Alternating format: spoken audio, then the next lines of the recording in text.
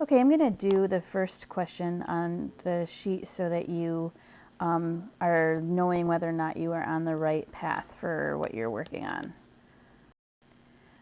Our divisor is going to be x plus 3, so I am going to take that positive 3 and make it a negative 3. And then my coefficients for this one are 1 and 5, and my constant is 1.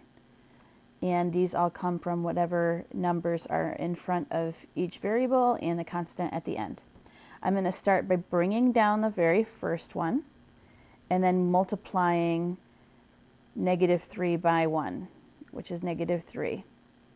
When I combine these, my result is 2.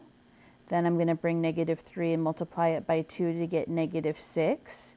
I'm going to combine to get negative 5. This is going to be my remainder. This is going to be my constant. This is going to be my x term. If I had another number, I would go x squared, and if I had another one, I'd go x cubed, but I have to stop at x.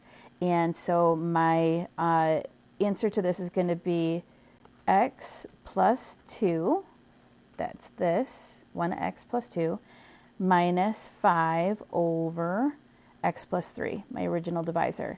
I have the minus sign because this is a minus sign, so that's a thing. Hopefully this helps if you are not sure if you did it correctly. If you want, you can resubmit the assignment and fix anything if you feel like you need to. Take care.